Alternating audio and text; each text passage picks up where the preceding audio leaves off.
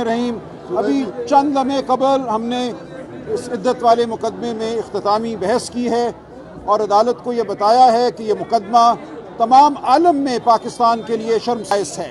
سیاست کو اس سطح پہ کبھی نہیں آنا چاہیے کہ آپ اپنے سیاسی حریف کے گھر میں جھانکیں، آپ ماہواریاں گننے کی کوشش کریں۔ یہاں درخواست دی گئی کہ ایک میڈیکل کمیشن بنایا جائے جو 2018 کی ماہواریوں کی چھان بین کرے۔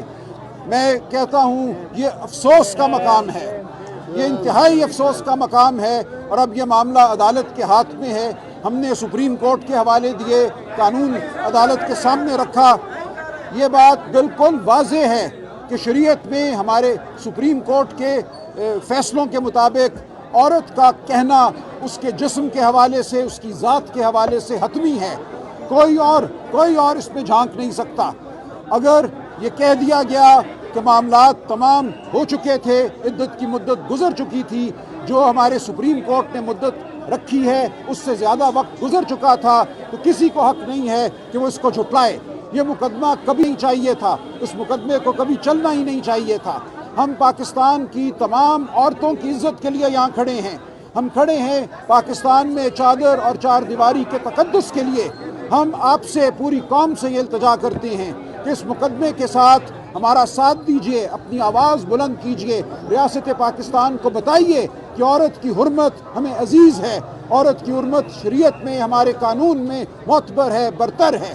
یہ مقدمہ انتہائی گھٹیا مقدمہ ہے، واقعاتی طور پہ بھی اور قانون کی نظر میں بھی۔ ایک شخص کو گرفتار کیا جاتا ہے، 4 مہینے وہ غائب رہتا ہے خاور مانے کا، اور اس کے بعد آ کے وہ درخواست دیتا ہے نکاح کے 5 سال اور 11 مہینوں کے بعد۔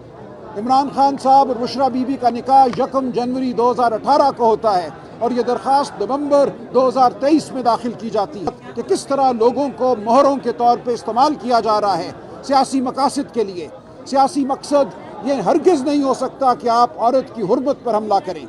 تو میں آپ کے توسط پاکستان کے عوام سے، پورے پاکستان سے یہ درخواست کرتا ہوں کہ آپ جہاں کہیں بھی ہیں اپنی آواز بلند کیجئے اس تمام بے حرمتی کے خلاف۔ آپ کہیے کہ ہمیں اس نہج کی سیاست قبول نہیں ہے، یہ نہ شریعت کے مطابق ہے نہ قانون کے مطابق ہے۔ انشاءاللہ 3 بجے ہم سمجھتے ہیں ہماری فتح ہوگی، لیکن میں قوم کو یہ کہنا چاہتا ہوں کہ کل سپریم کورٹ نے ایک تاریخی فیصلہ دیا، لیکن یاد رہے اس سے پہلے ہم الیکشن کمیشن میں مقدمہ ہار چکے تھے، پشاور ہائی کورٹ میں مقدمہ ہار چکے تھے، سپریم کورٹ میں بالآخر سنوائی ہوئی، ہماری جماعت کے تشخص کو مانا گیا، ہمیں پی ٹی آئی کے طور پہ اسمبلی کا ممبر مانا گیا۔ یہ مقدمہ بھی آگے چلے گا، دونوں میں سے ایک فریق یقیناً ہائی کورٹ جائے گا اور پھر معاملہ سپریم کورٹ میں بھی جائے گا۔ لہٰذا کوئی بھی فیصلہ ہو، ہم نے دل نہیں ہارنا، ہم نے لڑتے رہنا ہے، آخری اوور کے آخری بال تک ہم نے لڑنا ہے، جیسا عمران خان صاحب کہتے ہیں۔ تو انشاءاللہ حق اور سچ کی فتح ہوگی، اس فتح کو کوئی ٹال نہیں سکتا۔ آپ کا بہت شکریہ۔ سلمان اکرم راجہ صاحب، آپ کے آرگومنٹس تو بڑے جاندار تھے، لیکن اس کے باوجود بھی فیصلہ آپ لوگوں کے خلاف آیا۔ اب آپ کیا توقع کر رہے ہیں اس اپیل میں؟ دیکھیں، یہ اپیل جو ہے جس تناظر میں ہوئی آج، وہ بھی سامنے رہے قوم کے۔ 20 فروری کو اپیل دائر ہوتی ہے، سیشن جج اسلام آباد مقدمہ سنتے ہیں 3.5 ماہ۔ 29 مئی کا جو دن تھا وہ فیصلہ سنانے کے لیے مقرر تھا۔ فیصلہ سنانے والے دن وہ جج صاحب آ کے کہتے ہیں کہ بوجو میں قاصر ہوں، میں فیصلہ نہیں سنا سکتا۔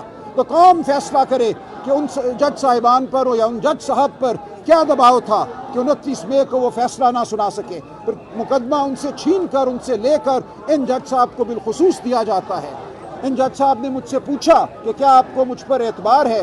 میں نے کہا میں منتظر ہوں اعتبار کا، دیکھیں گے ہم کیا ہوتا ہے۔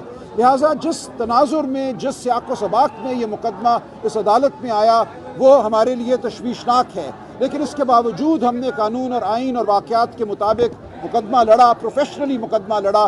ہم توقع کرتے ہیں کہ فیصلہ بھی قانون اور آئین کے مطابق آئے گا، واقعات کے مطابق آئے گا، لیکن فیصلہ اگر اس سے ہٹ کر آتا ہے تو ہم ہائی کورٹ جائیں گے، ہم سپریم کورٹ جائیں گے، ہم انشاءاللہ کامیاب ہوں گے، فتح ہماری ہے، کیونکہ ہم حق اور سچ پہ کھڑے ہیں۔